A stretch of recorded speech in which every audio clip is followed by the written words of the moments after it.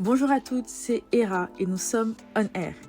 Bienvenue sur ma chaîne, un espace sûr pour toutes les femmes qui aspirent à plus dans leur vie.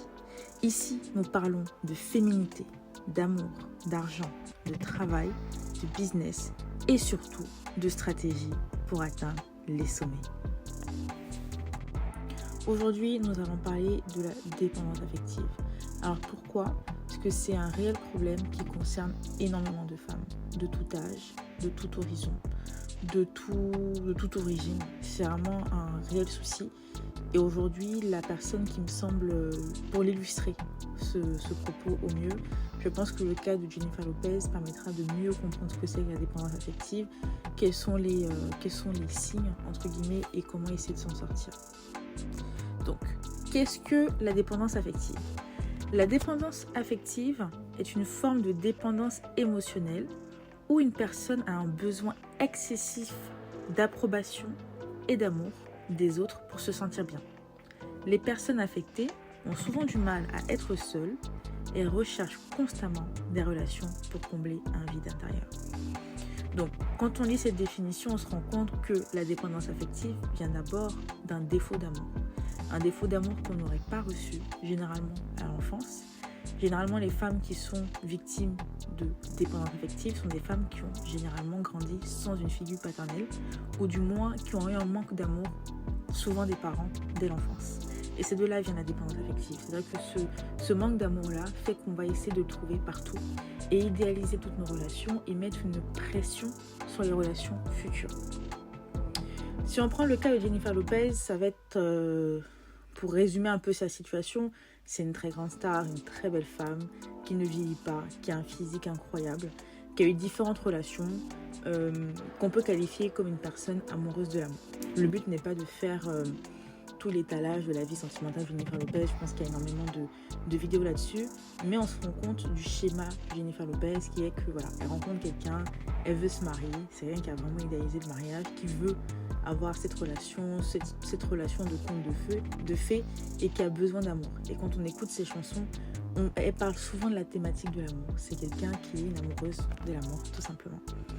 Malheureusement pour Jennifer Lopez, lorsqu'on est en dépendance affective, on a tendance à attirer des profils bien particuliers ou à être attiré par des profils bien particuliers. Généralement, on peut avoir un syndrome de l'infirmière, donc aller vers des hommes qui ont des problématiques, soit des problématiques de violence, soit des problématiques de dépendance ou des problématiques d'emprise psychologique. Et il y a ce besoin de vouloir soigner. Parce qu'entre guillemets, en soignant, on se dit on aura l'amour inconditionnel de cette personne en retour, ce qui n'est pas toujours le cas. Et quand on regarde les relations de Jennifer Lopez, elle a souvent eu des relations, on va dire, avec des hommes plus ou moins compliqués. Même sa relation avec Ben Affleck, à l'époque, pour ceux qui s'en rappellent, c'était une relation qui était un peu moquée, dans le sens où c'était un jeune premier, si on peut le dire, et elle n'était pas trop, à l'époque, avec les standards de l'époque, c'était la latina qui essayait de percer, donc elle était un peu vue comme une opportuniste.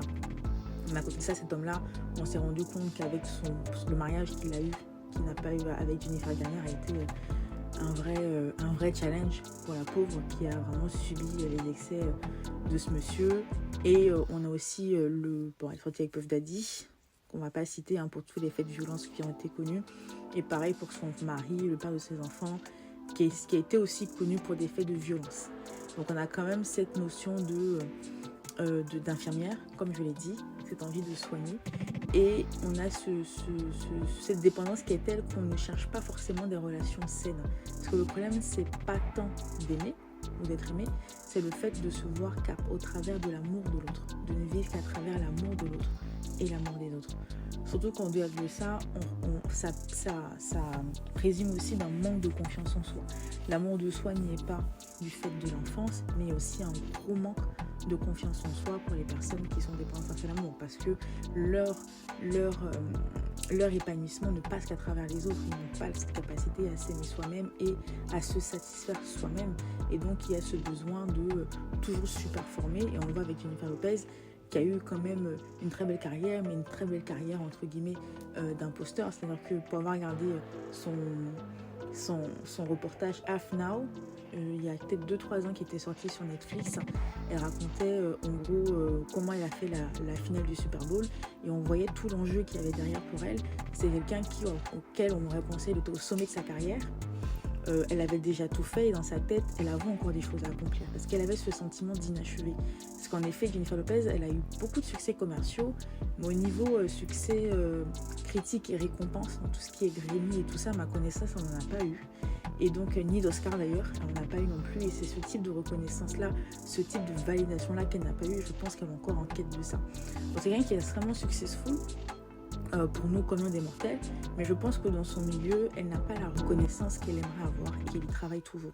Et c'est pour ça qu'elle pousse des projets. C'est vrai que sa manière de réagir dans sa vie personnelle équivaut à ce qu'elle fait dans sa vie professionnelle. C'est quelqu'un qui a envie de reconnaissance, qui a envie d'amour et qui estime qu'elle devrait faire plus que ce qu'elle a déjà.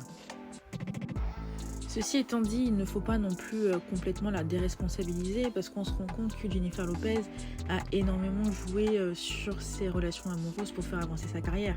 Remarquez bien, à chaque sortie d'album, elle a soit un divorce, soit un mariage dans les parages.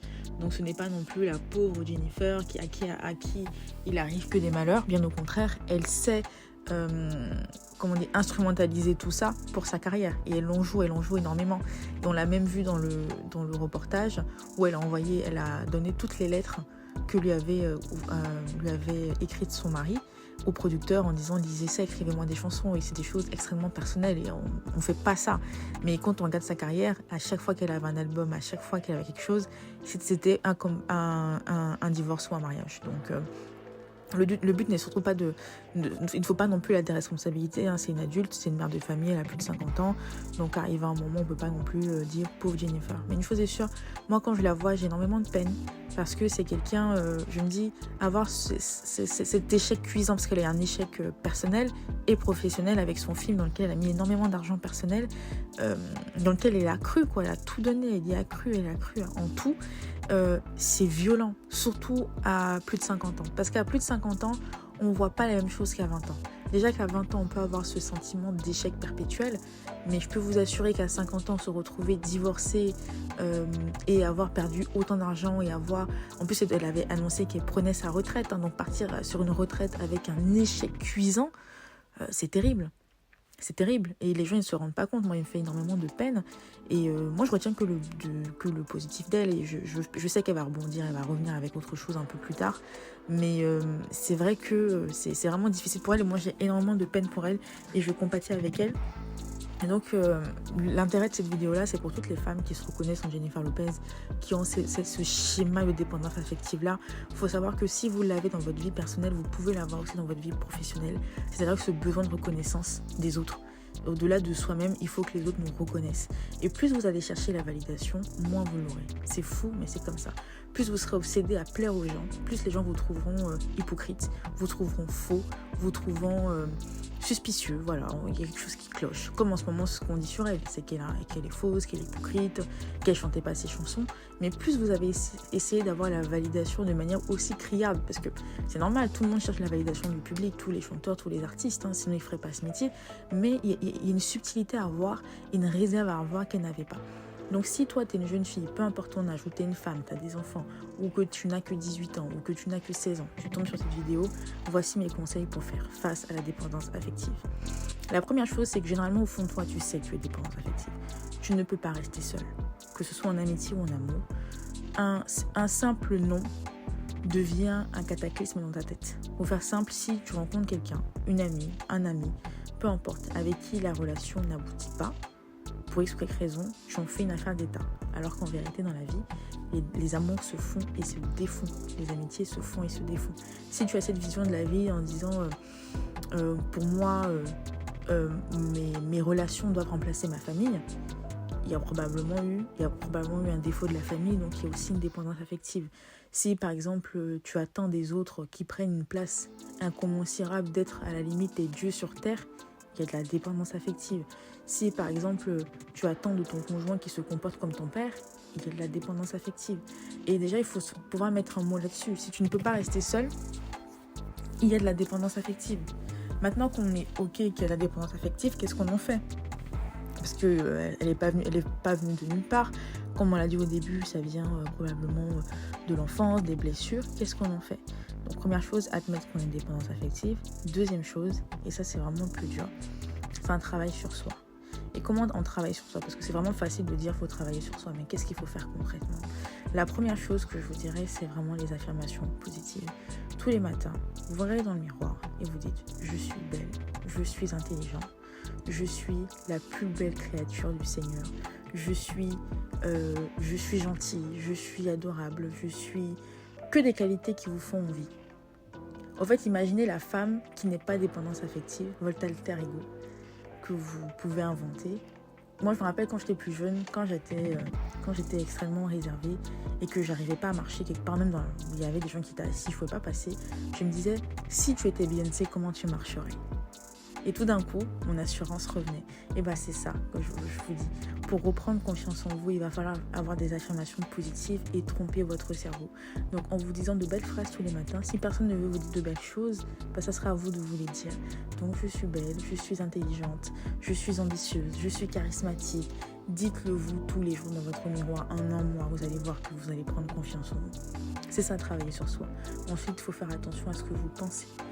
Dès que vous avez des pensées négatives à votre propos, vous les arrachez. Vous les évitez, vous pensez à autre chose. Par rapport à vos relations humaines, pour celles qui sont déjà actuelles, les dynamiques affectives qui sont déjà mises en place, si la relation se termine, tant mieux pour vous, parce que ça vous permettra de repartir à zéro. Ce sera dur, mais mieux vaut le faire. Par contre, si vous êtes dans des dynamiques relationnelles, il va falloir accepter de devoir perdre certaines personnes. Il y a des gens que vous allez perdre. Et il faut comprendre que personne n'est irremplaçable. Vous ne l'êtes pas. Et ceux qui sont en face de vous ne le sont pas non plus. Donc il va falloir accepter qu'il y a des gens qui peuvent sortir de votre vie et faire ce deuil-là, de se dire cette personne-là, même si elle sort de ma vie, c'est pas forcément négatif. Ça peut être aussi quelqu'un qu'on m'a envoyé, qui était là pendant 5 ans dans ma vie, qui m'a apporté beaucoup de bonheur. Elle a fait sa mission dans ma vie, j'ai fait ma mission dans sa vie et on part heureux, chacun de notre côté, on se souhaite du bonheur. C'est vraiment relativiser, ne pas voir les choses comme une perte, mais plutôt remercier l'opportunité qu'on a eue d'avoir ces gens dans nos vies. Et la personne que vous devez chérir plus que tout, c'est vous-même. Vous respectez vous-même. Les gens vous traiteront comme vous vous traitez vous-même. Et donc, c'est comme ça qu'on arrive à sortir de cette dépendance affective. Ça prend du temps, c'est énormément de travail. Écoutez cette vidéo plusieurs fois, encore et encore, pour vous rappeler des schémas de dépendance affective. C'est quelque chose dans lequel on pourrait parler pendant des heures, mais je pense que voilà, ces quelques minutes-là pourront vous éclairer. Merci d'avoir été avec moi sur Era on Air. Si toi aussi tu es prête à transformer ta vie et à atteindre les sommets, abonne-toi. Qu'as-tu pensé du sujet? Dis-moi tout en commentaire. À bientôt.